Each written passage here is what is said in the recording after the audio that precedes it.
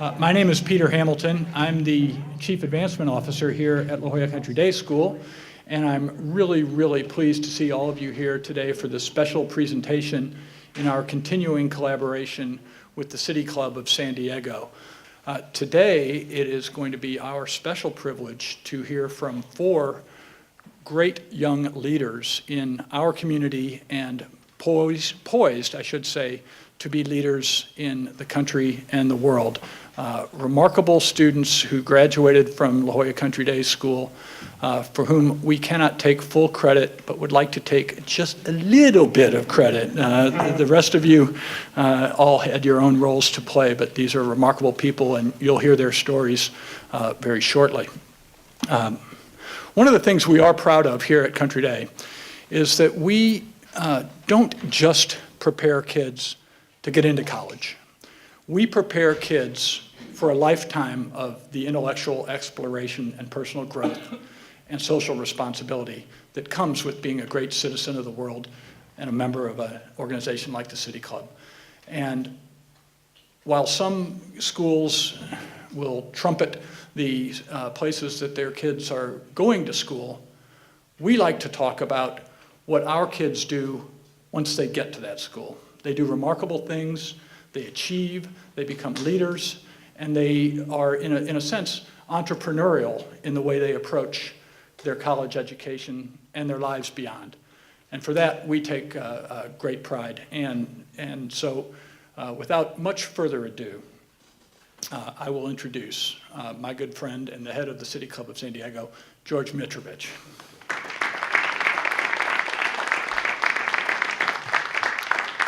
Thank you, Peter. Happy New Year to you, one and all. We love this relationship. There are a lot of reasons, one of which is whenever we, the City Club, come here on this campus, the average age of the audience immediately goes down. It's such a good thing. And there are other more substantive reasons. But it's because of what he said about preparing young people, not just academically, intellectually, but to get them engaged in our world, because here's the point, the world desperately needs leaders. There's just not enough leaders in the world. And now, the extraordinary fellow who actually is responsible for this connection teaches history here, the great Jonathan Schulman.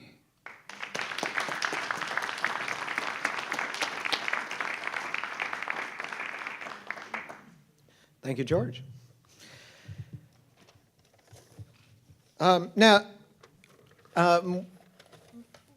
the last times that I got up and did a speech or a presentation in honor of somebody was at my brother's wedding. And I swear I was only up there for about 5 minutes, but they have the videotape, and they said they clocked it at about 15 to 20 minutes.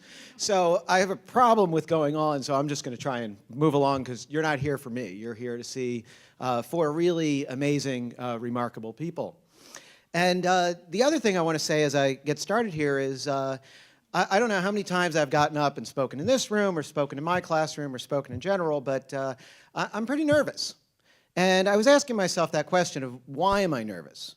And I was trying to explore that. And I think part of the reason is that I want to do right by 4 extraordinary individuals who I've had the honor and the pleasure of teaching in my classroom. And I was, the thought that kept coming to me was that thought, that quote, my cup overfloweth, my cup runneth over.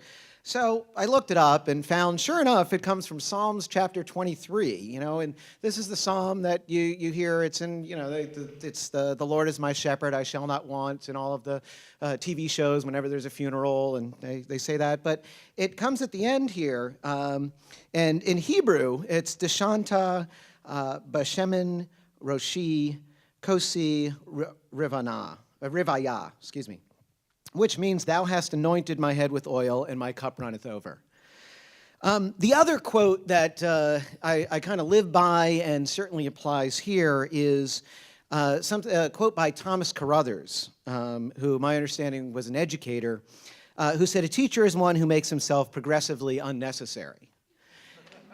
And It's, as a side note, it's kind of interesting that Thomas Carruthers, if you try and look up Thomas Carruthers, and every time I quote him, I try and learn more about Thomas Carruthers, and he must have been a very, very good teacher, because it's very difficult to find just about anything on Thomas Carruthers.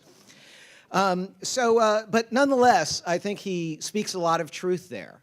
And if I can think of, and I've had many, many wonderful students here where it has just been an absolute honor and a pleasure to teach them, and they have made it easy for me to make myself progressively unnecessary. And that certainly goes for these four really remarkable people. So at this time, I want to go ahead and introduce each one very briefly. Actually, why don't I do this? Why don't I have you all come up here and have a seat?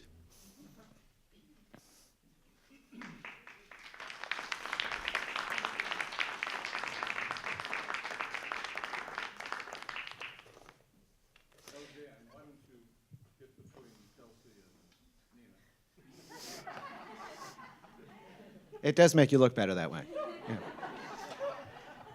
So I'm going to speak just very briefly, introduce, so that I know many of you here know who these individuals are, but many of you don't. And here on the far right, although I don't think that describes your politics in any way, but on the far left, you're far left, okay, so that works, is Kelsey Miller, who is a junior this year at Harvard University.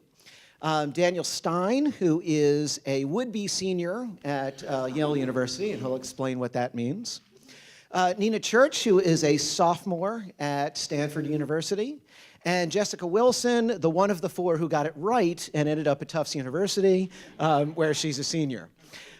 It did occur to me that of the four of them, I taught Kelsey and Dan and Nina twice, and I only taught Jessica once. So that might be why only one of them ended up at Tufts University. I think I may have overdone it on the other three.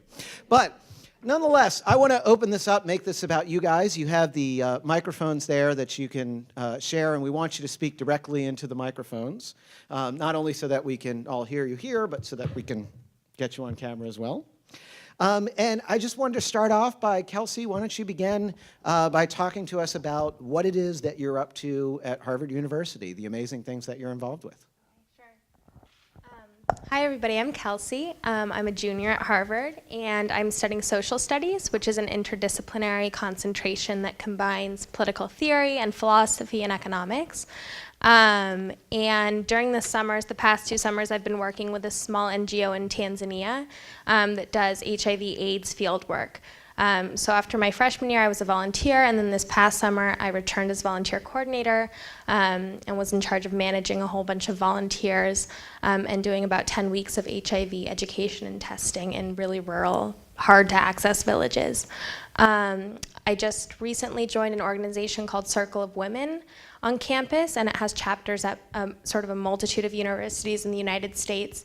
And it works to combine with local communities in the developing world to increase access to secondary school education for young women. So I'm really interested in education in the developing world, especially gender parity. I hope to eventually study foreign service and international relations and sort of focus on development along the way. Hi, I'm Dan, and I am a would-be senior at Yale, and I will explain what that means in a minute. I am a Country Day lifer, and I want to start by just saying what an honor it is for me to be able to be up here with these three, who were all very good friends of mine during high school and people who I looked up to a lot. And so it's a lot of fun for me to be able to sit here. And also a thank you to Mr. Hamilton, to Mr. Mitrovich, Mr. Shulman for having us here. So I guess my passions are I guess 3 in number. One is journalism, and I think that comes in some part from my family story. On my dad's side, immigrated from Romania, and my grandmother was just an incredible storyteller. She wrote a book called Kosher House on the Prairie, which was just her stories of growing up in North Dakota. And she would tell these stories at our dinner tables all the time, and I think for me, that grew into a love of storytelling, and that translated to journalism. At Yale, I have just completed a term as the opinion editor of the Yale Daily News, which means that I edited all of the opinion columns and then wrote the editorials on behalf of the paper with my editorial team. And what was neat about that was being able to be a part of what is pretty consistently ranked the top college newspaper in America, being able to use that as a platform to be able to really express our ideas. We wrote on national and international and local issues. We just transitioned from one Yale president to another, and we had this really neat opportunity to basically say what we thought the new Yale president should do on every single issue that he was addressing, and the way that he was going to inherit some successes and some failures of the previous president. And I think that'll be kind of a seminal moment in our paper's history that people will be able to look back on, and maybe 20 years from now when there's another presidential transition at Yale, to see where the state of the university was as a whole. And that was a project that I was really honored to be a part of. So that's a journalism passion. A second is politics. For whatever reason, I caught a bug and a love of politics, and I think that might come a little bit from my mom's side, my mom was born in Hungary, came over here to the United States when she was about 10, 11 years old. They escaped Hungary in '56 as communism in the Hungarian situation was happening there, and they made it into Switzerland and came here. And so in some sense, it's an American dream story in a lot of ways, and being able to hear that from my mom and hear about that side of the family, and my uncle who joined the Army and did a lot of service there, I think really inspired me to want to serve and to want to be able to be a part of our political process. And so I've done a number of internships and things in the political realm on both sides of the aisle, because that sounds like a lot of fun these days. And so I've had a great time with that. And where those two passions overlap was that I served this summer as an intern for something called SCOTUS Blog, which helps to cover the United States Supreme Court. It was the only outlet to cover the Affordable Care Act's ruling in 2012 correctly first, and won a Peabody Award and a number of other really incredible awards for their coverage then. And I got to cover this summer, and that led to a number of hilarious occurrences, which led to me on television running around, and we can talk about more of that later. But Supreme Court's a lot of fun, and being able to cover the Supreme Court and cover politics in that way has been something that I've really enjoyed. And my last passion is music. The reason I'm a would-be senior is I'm taking this year off to travel the world full-time as a member of the Yale Whiffenpoofs, which you heard will be here on the 9th. Please come and hear us sing. I can't promise that I'll be good, but the other 13 guys are incredible, I can tell you that. And that'll be a fun concert, but we take the year off. It's 14 seniors every year. We go to about 30 countries on 6 continents, and it's a really incredible experience, and we'll go back to school next year and try to graduate, because I heard that's a good idea. Hey guys, my name is Nina, so I'm a sophomore at Stanford, and excited about a lot of things. Hard to sum up all my passions in a quick intro, but from my family setting, we got really involved in social entrepreneurship while in high school. As a family, we traveled to Kenya and Ethiopia, and we were really struck by the kindness and gratitude and just grace that everyone we met there showed, and we were equally struck by the impoverished situations that they were living in, and the horrible water conditions in particular that prevented many girls from going to school and caused many early marriages and sickness and death. And so when we came home, we were really excited to do something, and drawing on both my parents and all of our family's very entrepreneurial background, we were able to start Nika Water, which is a bottled water company that donated 100% of its profits towards poverty alleviation projects around the world. So throughout high school, my siblings and I still have 2 younger siblings at Country Day. One just graduated last year.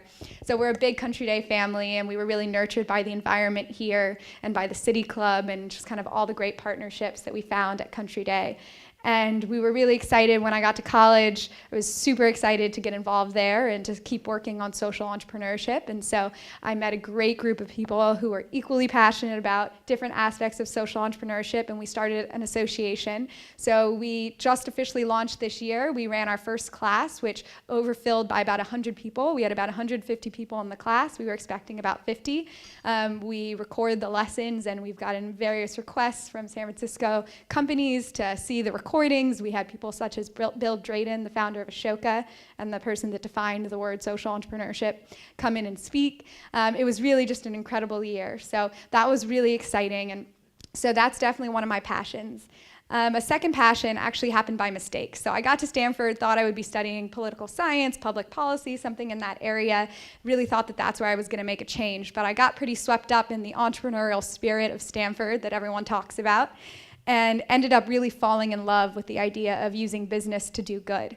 And so I ended up in the design school, which is kind of this coveted school at Stanford, mainly for graduate students, and kind of snuck my way into a class called At Stanford, which is a studio project commissioned by the president of the university and the School of Engineering, looking at redesigning Stanford for the year 2020 in context of rising online education, rising costs of education, and in particular, how higher education can become more relevant.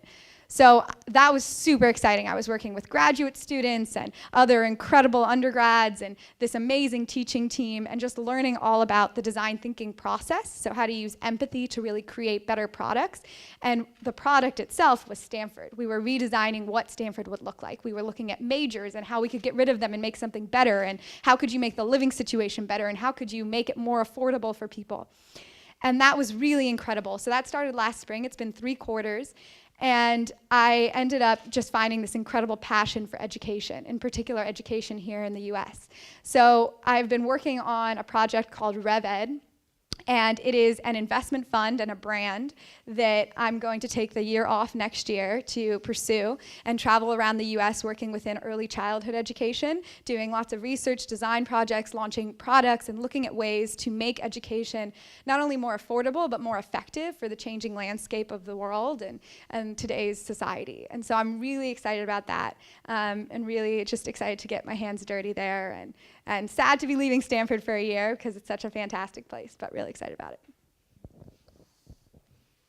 Good morning, everyone. My name is Jessica Wilson. I want to thank you all firstly for being here this morning and listening to our stories. I am a senior at Tufts University. I guess I was the most influenced by Mr. Schulman over here. Go Jumbos. Go Jumbos.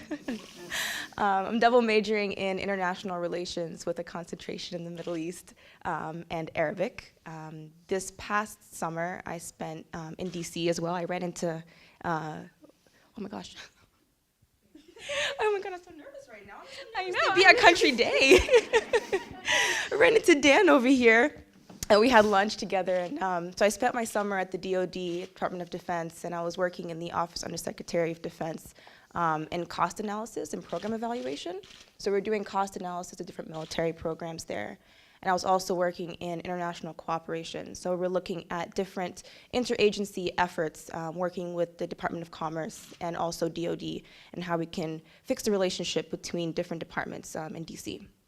And then the summer before that, I was working in Cairo. I was working at CID Consulting, a nonprofit consulting firm in Egypt, which is where I'm originally from, and lived there for about 10 years. So it was really nice going back home and working there and being there, and realizing there's a lot to be done, and I'm so glad that I got to spend 10 years there and also a few years here, and hopefully go back home and see what we can do there. And so at Tufts, I run an organization called Emerging Black Leaders. And Emerging Black Leaders is a student-run organization. It's through Tufts, but it's not technically under the Tufts umbrella. And we work with high school students in the surrounding communities in Boston in education, preparing them for college, not just academically, but helping them navigate through this first year process through college, which can be difficult, not just in terms of academics, but transitioning to an elite private university and dealing with financial resources and dealing with living in dorms and whatnot. So we're helping students there. We also have an annual symposium in which we bring in different scholars from across the country to discuss different issues in the Black community, such as the myth of meritocracy, the school-to-prison pipeline, and whatnot. So I'm super, super excited to be here with all of you today, and I thank you all for really inviting us, because we're just 4 students from hundreds that could have been invited. So thank you very much for letting us share our stories with you. Now, in order to follow up on a lot of, I mean, you all shared just numerous activities that you're involved in, but I thought an interesting an interesting connection in everything that you shared here is that, of course, you're all, much like Mr. Hamilton was saying right here, of how important it is at Country Day, that you're not just studying in the books. You're taking what you have, what you're studying, and you're working with that in the community, which, of course, is what our partnership with the City Club of San Diego is all about. And I wonder if there's an experience that each of you could speak to of something where you have been learning in college, in your universities, as part of your academic program, that you have been able to connect with, not just necessarily, it could be locally or nationally or internationally, that particularly strikes you, and it has been something where, I suppose, coming out of Country Day and the experience where what goes on in the classroom is not the end-all, be-all, that you've really been able to blossom with at the university level. Yeah, so in the class that I was talking about earlier, the At Stanford Studio, one thing that we had to do at the beginning was look at kind of, there's so many aspects of education, and we had to choose one that we were particularly passionate about, and then we had to blog about it for the whole quarter. And for me, it started out, I actually read a Forbes article, and it cited a Carnegie study that came out that 85% of financial success in life is due to skills in what they call human engineering, which basically is emotional intelligence. It's the ability to negotiate, communicate, and lead. And I read this, and I was like, what? Why do we not have a core subject in school that is human engineering if this is the case, starting from, first grade up? So I became really interested in it, did a ton of research on it, blogged about it for the whole quarter, and was really stuck with it. I couldn't shake it. So I ended up joining our Associated Stanford Student Union, the executive cabinet, and basically I get funding and kind of a support system. And so in the spring, we're launching a 2-week campaign that's super interactive. Imagine giant mood rings that you can walk through and whiteboards you can write on all over campus. So we have a team, an interdisciplinary team of mechanical engineers and computer science students, and the ultimate product is going to be an app that's actually being created through a class that allows students to kind of gauge their own emotional growth over the course of their Stanford experience. And we're really excited about launching that. But that's kind of one of those experiences where it was definitely spurred by a class, and I was kind of fed information from my teachers and really helped with the research, but it was definitely one of those things where it's, how can we make this tangible, and can we really see the effects of this in a real life setting? So it was definitely exciting, and I definitely trace it back to Country Day, where it was so much about your interactions. I mean, Country Day was like home for people, so you had to interact with your classmates and your teachers and the parents on campus in a way that really did help you grow as a person. And so it's really, really cool to see that play out in a setting where a lot of people haven't been fortunate enough to have that type of upbringing. In terms of development work, I found it to be the case that I'm able to apply things I'm learning in classes, definitely in the field. So prior to going to Tanzania for the first time, I had taken this class with a really eminent development and sort of scholar of ethnic groups in Africa and ethnic conflict in Africa, and just development impediments in Africa, named Robert Bates.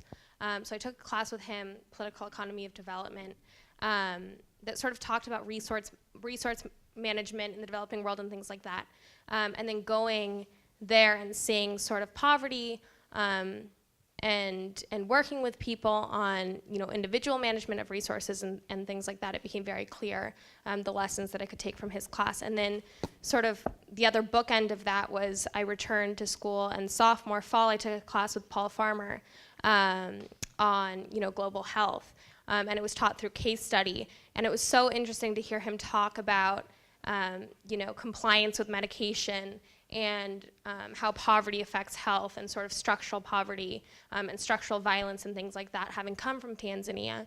And a huge part of what I've been doing in Tanzania is trying to sort of decrease stigma about HIV, because there's so much stigma and people don't want to get tested because they feel like that's sort of the end of their life if they find out they have HIV. And a lot of the education we do is teaching people about sort of how HIV progresses and how important it is to get on ARV treatment as soon as possible, not only for your own sort of lifespan, but also so that you can decrease the chance of passing it on to your children, whether you're nursing or whatever else.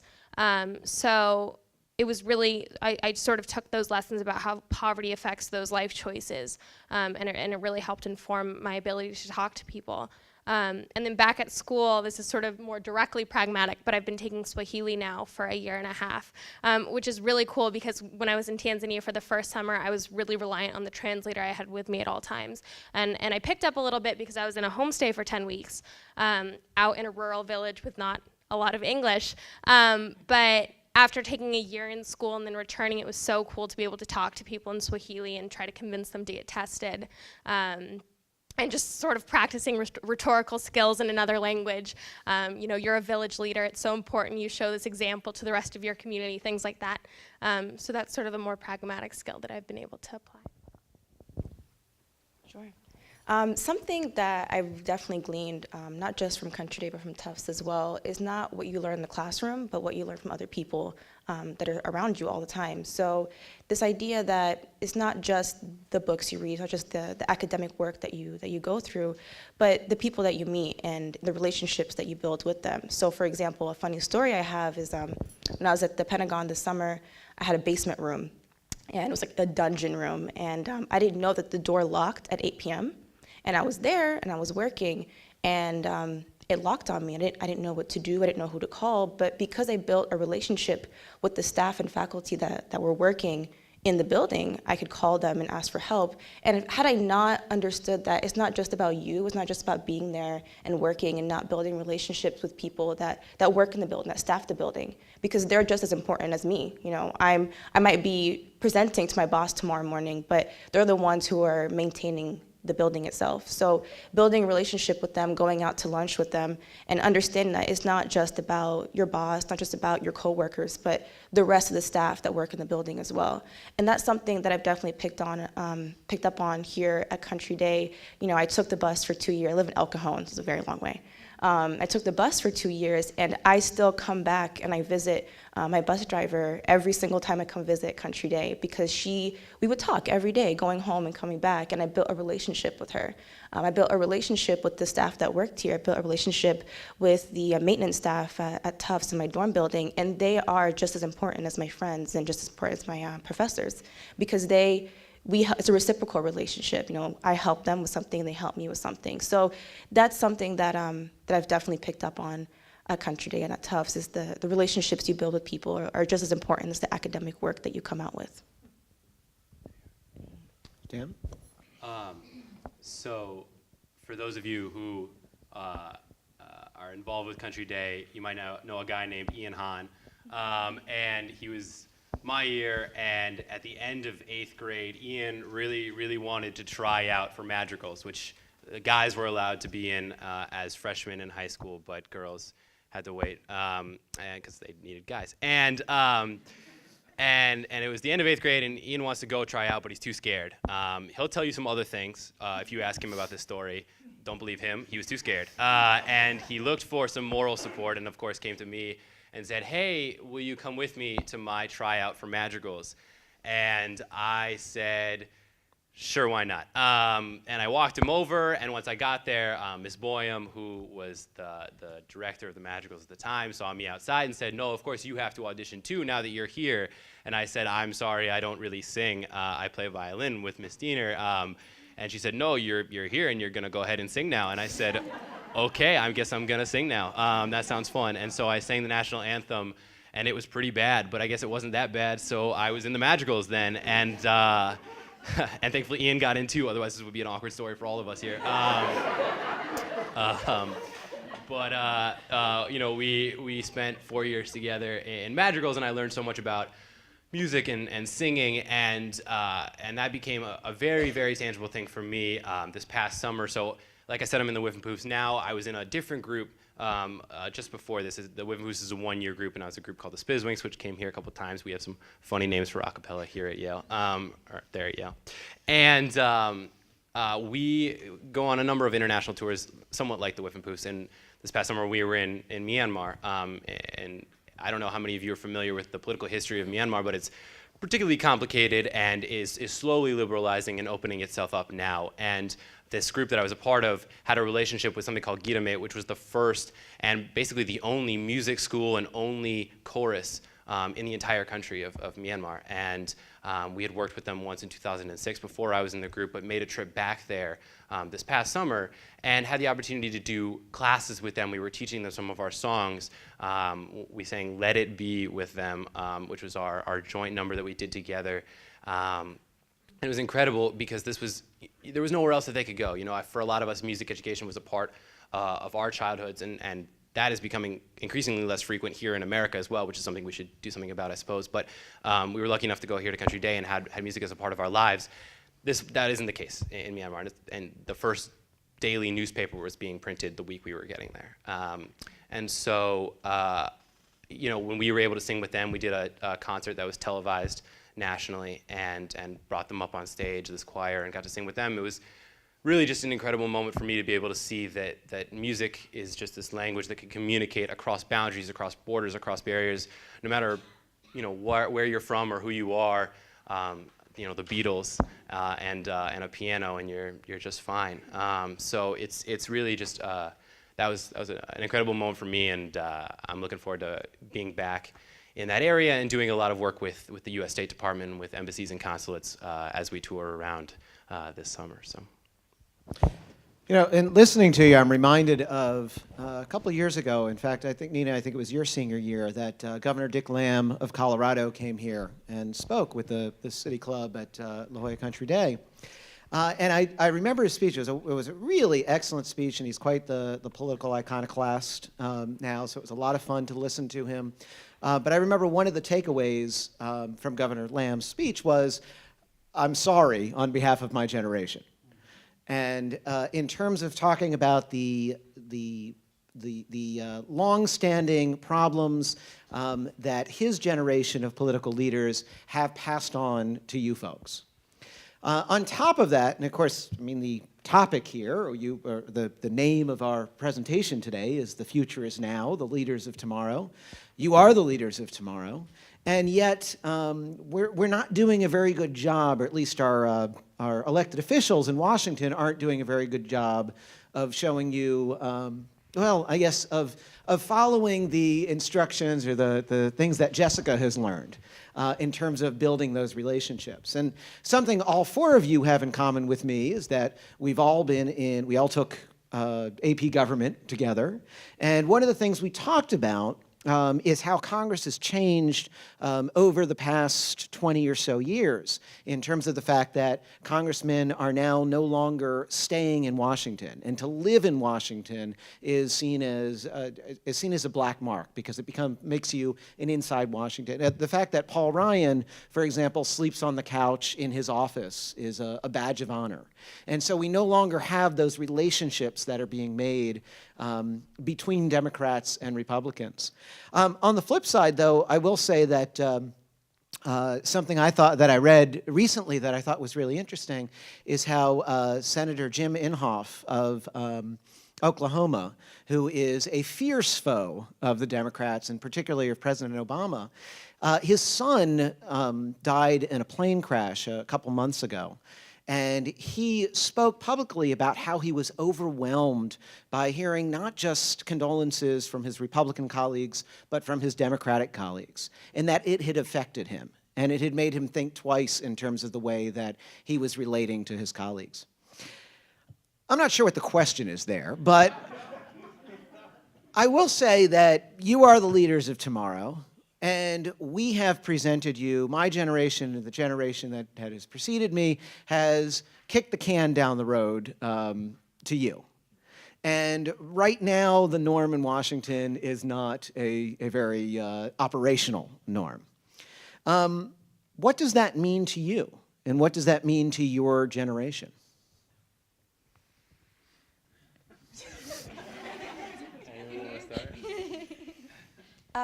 That's a very good question. And the first thing that comes to my mind is being in DC this past summer and seeing it firsthand and seeing this idea, this generational divide, but also this idea that you can't let go of the power you have or the authority that you have. So for example, I'm giving a lot of examples here, but my supervisor, I was sharing with him our presentation, the research that we were doing, my partner and I, and he kept cutting us off. and asking us questions and not letting us finish what we were saying and explaining to him what we were trying to do. And I had to tell him, sir, I need you to take a minute and let us finish. And let us finish what we're doing here, because you're asking us questions, but we're not finished explaining what we're doing. And it was this idea that my supervisor couldn't let go of his authority and his power in the office, which is completely respectful, but at the same time, not letting the younger interns explain to him this new, fresh idea. And we had new and fresh ideas for the work that we were doing, but they couldn't think past that. They couldn't think outside of that box. So something that I noticed in DC is this generational divide where some people are thinking too far behind and not letting the younger generation step in and take over. And take over in a way of a reciprocal relationship, of working with them and coming up with new and fresh ideas of moving forward. And I also realized that in DC specifically, a lot of politicians, a lot of policymakers were too caught up in the work and not the relationships, which is why that story you just shared is so interesting, that in a moment of condolence and someone who lost a son, of course, Democrat or Republican, or it doesn't matter who it is, they're going to come and apologize or share their story or speak with them or be there for them. It doesn't matter, whether or not you're Democrat or Republican, you're still a human being. And I think in DC, we're losing sight of that we're all human beings. It doesn't matter what side of the table you're on, that we're all trying to work together to benefit this greater country and this greater world, but we lose sight of that. We lose sight of the fact that in the end, we're all trying to push forward for something for all of us, but we get too caught up in ourselves and our position and our policies. Yeah.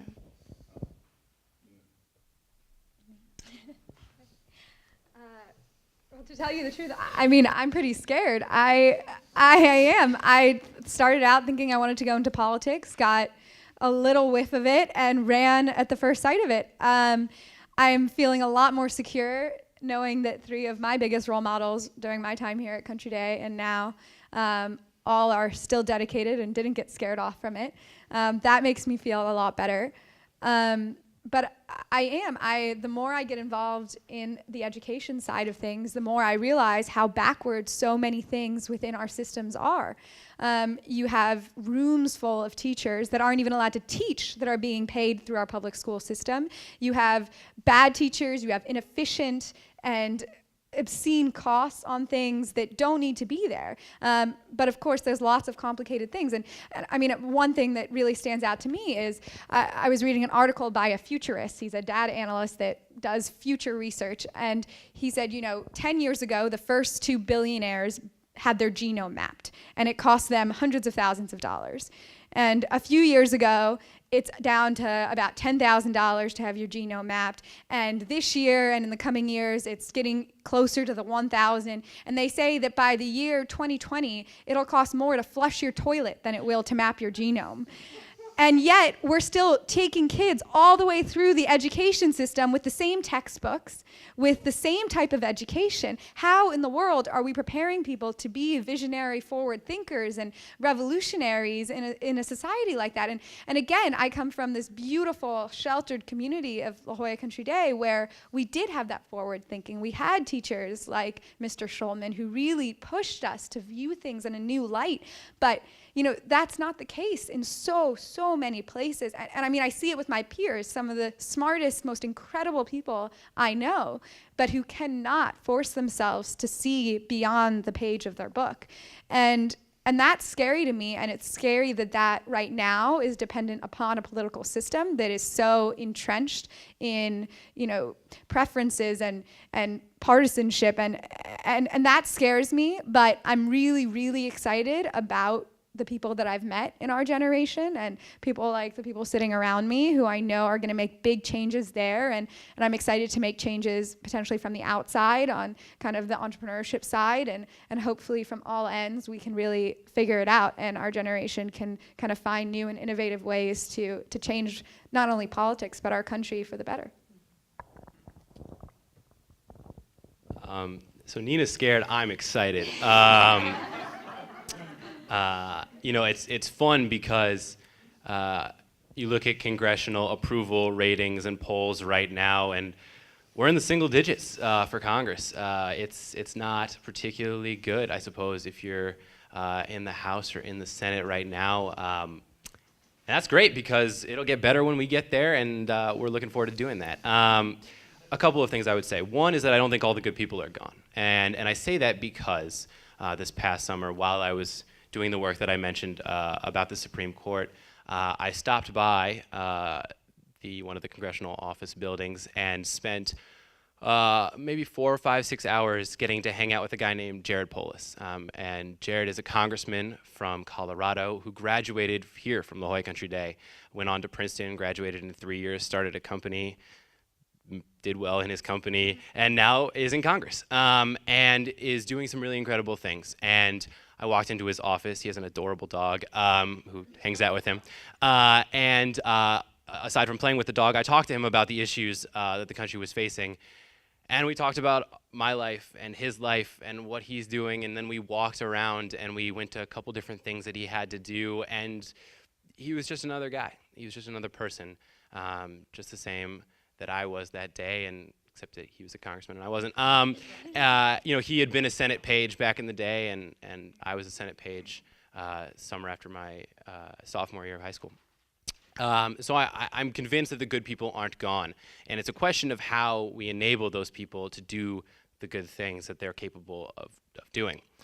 And I think I'm tempted to say that it might be time to look back towards history, which I'm sure will make Mr. Shulman happy. And the reason I say that is I'm a big fan of Roman history. I spent a summer studying abroad in Rome for a little while. And for the Romans, government service, political leadership wasn't always so much of a career necessarily as instead a duty. It was a civic duty that you did, and then you walked away from it, and you let it go. And of course, they went from a republic to an empire, which we should avoid, I suppose. But there's a great story about Cincinnatus, right, who takes up the position of leadership and takes up the generalship, fights off the enemy, then lays down his sword and goes back to farm his field. And I don't wonder whether that's a little bit more of the kind of leadership that we need these days than what we're facing right now. People who feel like it's their civic duty but know that it's not about them, it's about the country, right? People who are not interested in advancing their careers are interested in advancing the country.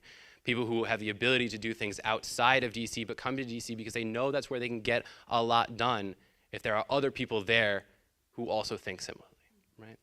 And I think that is what is possible, and that is what we are capable of, especially with the generation of millennials. And I say that term, and I hesitate before I say that term, because I think it is becoming an increasingly dirty word amongst generations that are not millennials. And I say that because I think people think that we, as millennials, have a couple flaws. There are these stories about millennials being self-important, self-entitled, that our generations that came before us worked harder than us. And I'm here to say that I think we're going to show that all those things are wrong. And the reason I say that is because of the entrepreneurship that Nina's talked about, that Jessica's talked about, that Kelsey's talked about, that all three of them are doing things with their hands and able to accomplish things, like the company that Jared once started, like the company that my friend started that has now got $4 million in the first ever investment from Mark Zuckerberg, who started Facebook. And so there are people who are doing just really incredible things in the private sector, and I think those are going to increasingly translate with our generation over to the public sector in a way that enables us to do things that are not about ourselves, but about a greater country. I'm inclined to agree with everything everybody just said. Very eloquently put. I want to say something a little bit tangential, and hopefully it'll come together in the end, but it might not, so bear with me. And that is, it's sort of a theoretical point. I've spent a lot of time studying sort of political theory and philosophy as part of my major in school. And something I recently actually wrote a paper on was Hegel's idea of the intersubjective. And Hegel went on to influence Marx and sort of has this broad intellectual sort of influence that came after him. But his idea of the intersubjective was an idea of emancipation. So you find with these sort of existential thinkers, they have a lot of anxiety. And their anxiety is with sort of the existential state, and how do you escape the fact that we're all mortal and how do we sort of affect the world and the lives that we have. And his idea was there's this intersubjective space. So by recognizing the other person as a subject in and of themselves, we're able to achieve transcendence. And Beauvoir, later, the famous feminist thinker, went on to say that that's the problem right now with sexism, is that men are not recognizing women as full people in and of themselves. And if men were able to recognize women as full people in and of themselves, both would be able to achieve transcendence and achieve a kind of emancipation. So going back to the idea of sort of this gridlock and sort of not allowing for the full humanity of other people, I think that a lot can be said for reflecting a little bit and realizing that it is self-serving in a lot of ways to be able to recognize the other person as a full person in and of themselves, because that's what will allow for sort of your own emancipation, but it's also serving toward other people. And I think that lesson can be applied to a lot of different sectors in life. I know a lot of the sort of controversy around international development work is you have this idea of white man's burden going into sub-Saharan Africa and trying to help, and who are we to try to apply change and things like that. And there have been a lot of policies that have just been totally sort of devastating due to unintended consequences or moral qualms, things like that. So something that I try to remind myself of when I'm in villages working with people is really taking the time to get away from the big picture and to focus on the person that I'm working with and sort of considering their life circumstances and the approach that they're coming from and what their priorities are for their family and for themselves and what sort of their immediate needs are, rather than focusing on how many people I'm testing for HIV today and trying to hit those benchmarks. And same goes for any kind of organization or group of people. Looking across the aisle in Congress, I think it's important for people to see the subject in the other person rather than an object, and go from there. One last question, and Kelsey, why don't we start with you and work our way over. In terms of what lies ahead, Kelsey, you're a junior. Dan, you'll graduate at some point.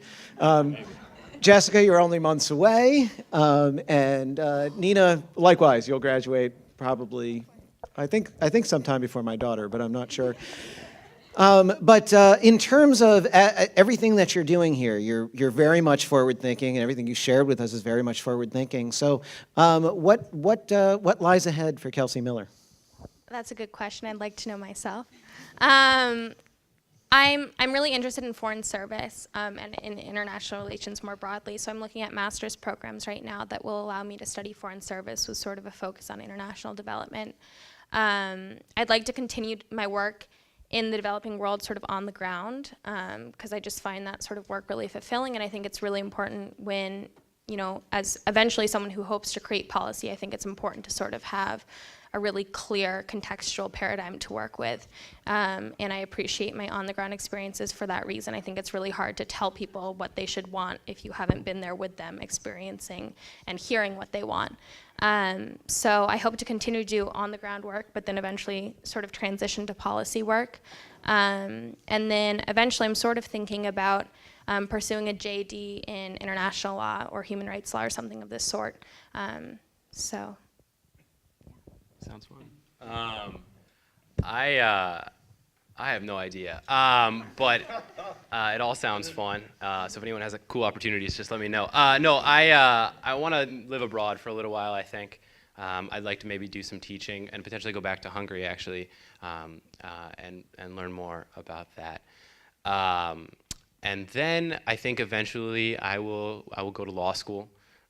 Studying the Supreme Court for all this time has really inspired me, and I think there's some, when we've talked about Congress being unpopular and we have a president who fluctuates in popularity at any given time, there's the Supreme Court, this third branch that I think for a lot of Americans is still in some shroud of mystery, and I think a lot of that has to do with the publicity around it, right? Supreme Court proceedings are not televised, and that's something that no doubt we will continue to wrestle with over the next 20 years. But journalism about the Supreme Court, explaining why the Supreme Court is important to holding this country together, explaining why it's so important that in the 1950s when the Supreme Court told Truman, no, you can't nationalize the steel mills, and he said, okay, I won't, that's important, right?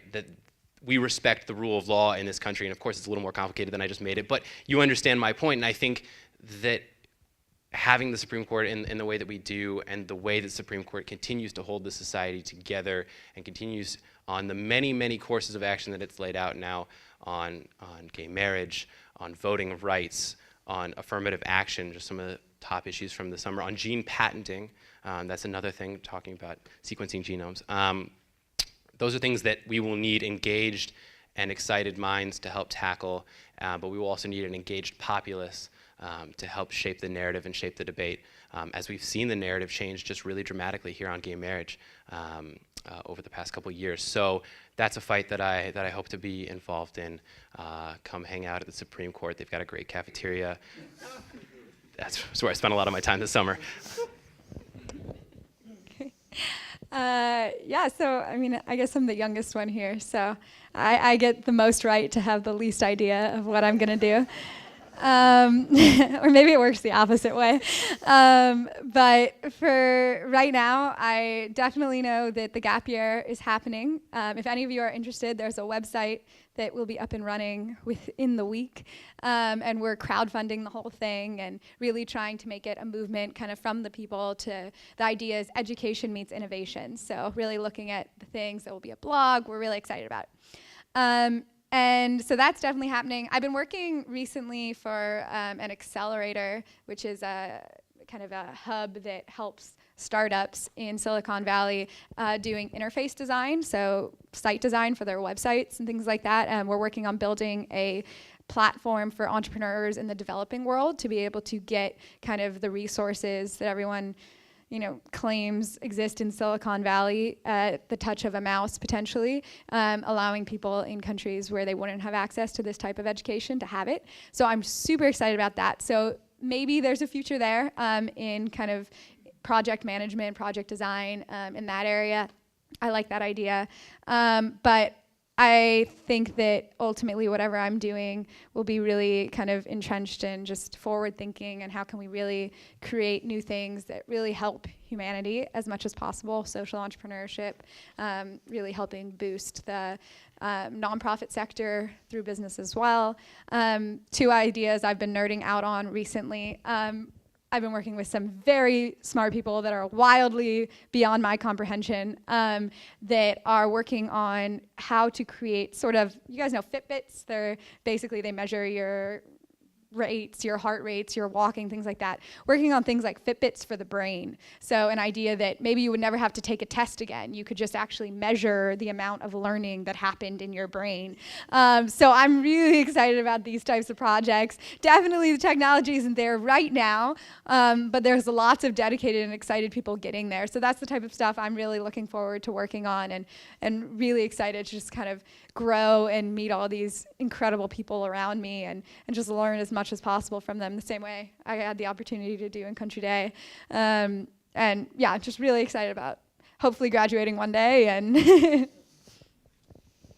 been getting this daunting question since Thanksgiving, so trying to figure out how to explain it. But I remember graduating from Country Day and thinking of how surreal it was that I just finished high school and I was going off to college in this mystical world of college.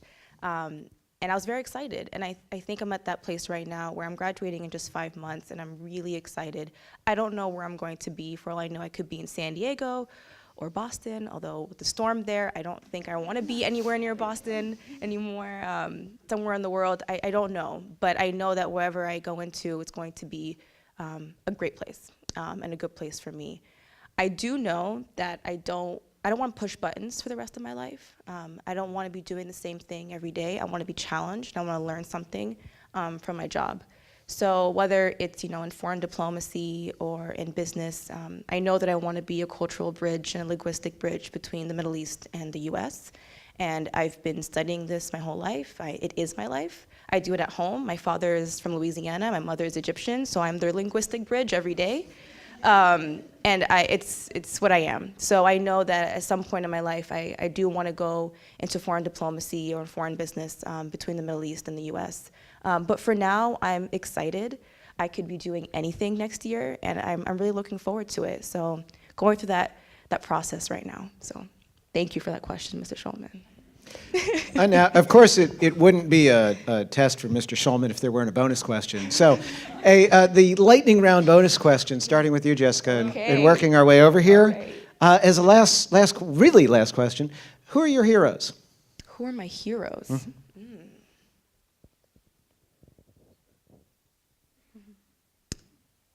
I will go with the answer of my parents. They sacrificed a lot to get me to where I am today, and they still sacrificed a lot to push me forward. And I am everything that they couldn't do for themselves, and that their families couldn't do for them. So they've done a lot for me, and I thank them every single day for giving me what they couldn't have. So they are my heroes 100%. The fact that they're still working and still putting me through school and still supporting me, and not just supporting me financially, obviously, but spiritually and emotionally and being there, they are 100% my heroes. Nina? Yeah, I'd say this table right here. So, I mean, including my father, of course, but these women have been just kind of the rocks of a family. They immigrated here from Morocco, definitely did not have an easy life growing up, but always knew that it was all about love, and kind of the love that, I'm gonna cry, thanks Mr. Schulman, and all about the love that you give to the world, and however you can kind of best share that was the what you needed to be doing. And so, you know, I've just felt this incredible freedom my whole life, the oldest of four, growing up in such an incredible community, because I've just been supported with unconditional love no matter what I chose to do. And I have to say, undoubtedly, Miss Nordinger, she runs the community service department here. We call her my school mom. I used to take naps on her couch, and she just, I mean, I wouldn't be at Stanford if it weren't for her either. And she's just an incredible role model in my life. And of course, Mr. Schulman, I just don't know anyone who has ever made me love learning so much. And it's such a gift. And I can't imagine life without loving learning the way that I love it. And I wish it for every single person in the world. And I really accredit a lot of that to Mr. Schulman and the passion that he brought to the classroom every single day. Yeah, definitely.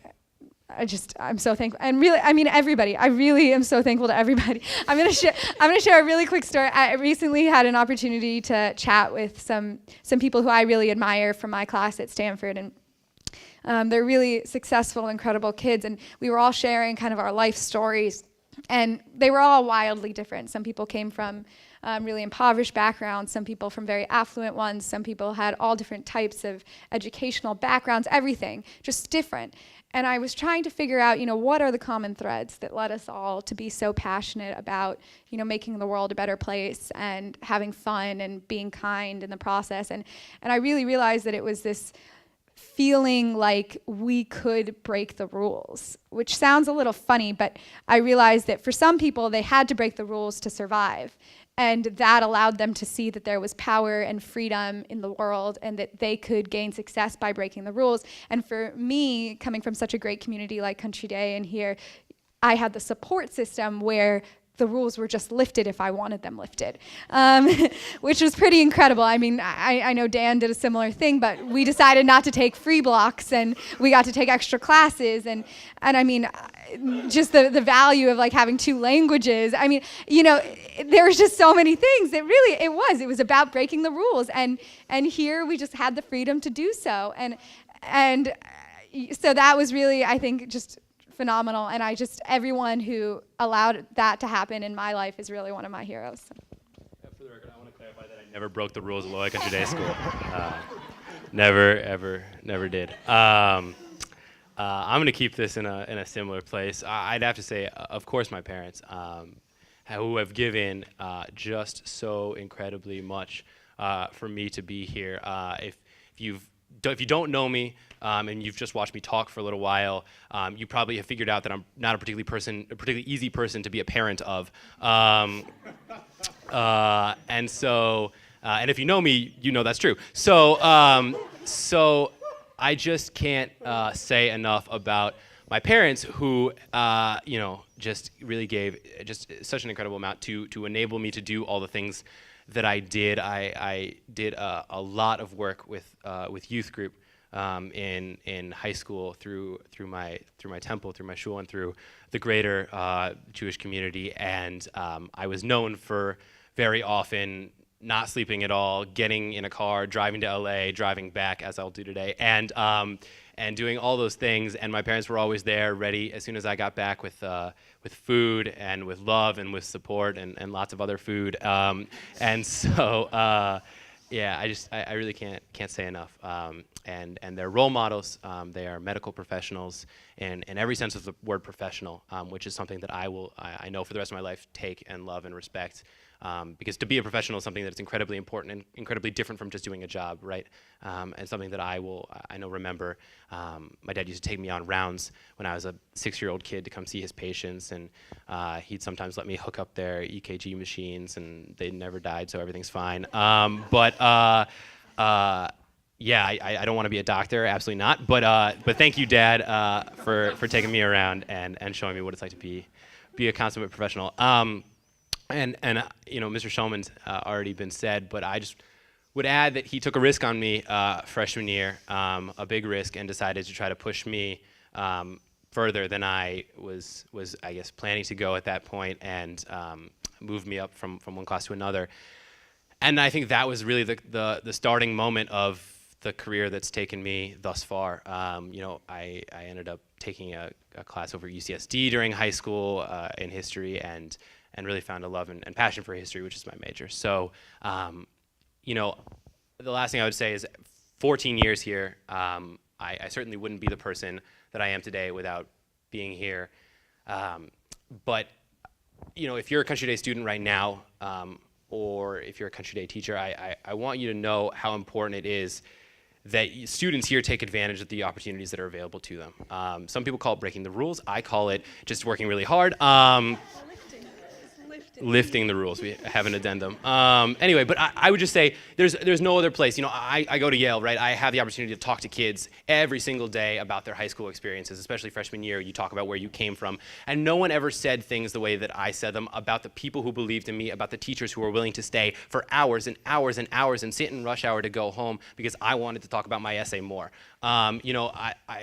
No one else talked about the teachers who let me start sports teams or who let me do all the things that I had the opportunity to do. So, this school means a lot to me. I hope that this school will always continue in the spirit that it has had of enabling and providing and inspiring kids to go out and do the things that they do, because I certainly wouldn't be here if not for that. So thank you all for having us here. And continuing in the same vein, those three women at the table over there, my godmother, Madrina, who is originally from Cuba and who came here from LA to be with me today, and my mother, and my little sister, Kaylin, and also my brother, who's older than me. I'm a middle child. So my sister and my brother are at Georgetown together right now. My little sister just started as a freshman. She's studying chemistry and math, which are the subjects I tried to avoid the most in high school. And my brother just graduated from the School of Foreign Service and is now doing a post-bac year because he's going to medical school. So my siblings and I think have always taken cues from each other. We're super close. And they definitely inspire and push me. And I think we all sort of look to each other and lean on each other. We call each other at the drop of a hat for anything, advice on a paper or advice on where to go during the summer, everything. So those two are just so influential in my life. My mom is just the most incredible woman in the world. She, as a single mom, has supported the three of us, just given us everything. I mean, more than she could give, she gave us. And my madrina, who's here, supported her through all of that and supported us through all of that. And they're just such inspiring women, and I'm so proud to hopefully continue their legacy one day. I'll say as a last thought here, that, all right, I'm going to try not to cry, but Nina, I will say that, as I like to say, when I make a student cry, I sleep better at night. But you are my heroes. And you're the people who inspire me. And I want to tell those of you who are here why, and I see some of our students current Country Day students who are here, and I hope other Country Day students will be able to watch this. But what's really the most remarkable thing about these four individuals up here is the way when they're presenting themselves, it appears as if everything has gone very smoothly for them, and that they're very talented people, they're very hardworking people. Maybe they've hit a bump in the road here or there, but they've just cruised right through that. And I can tell you that they have not. I can tell you for sure, and I can tell you that because I was there for a number of these things. And to see the way that each of them has hit those obstacles and hit them hard and had to figure out a way around them, had to work hard, had to use all of the talents they had, all of the resources they had to succeed. And watching what they have done has been inspirational to me when I have hit those obstacles and I have had to figure out a way how to get around them. So thank you for being my heroes.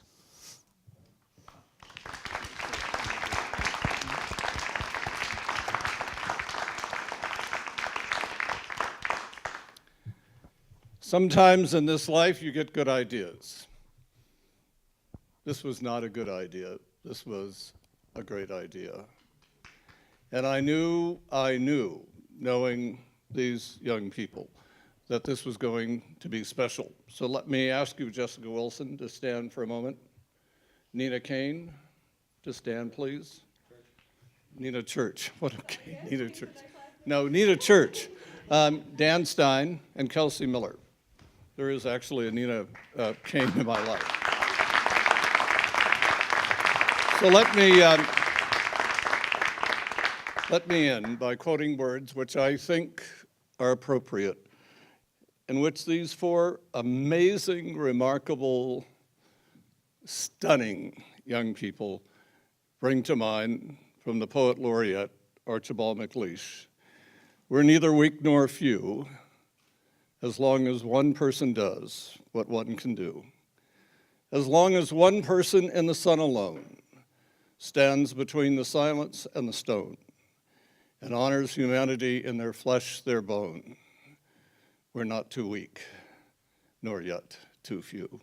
Love to all of you. Thank you, guys. Have a great, great year.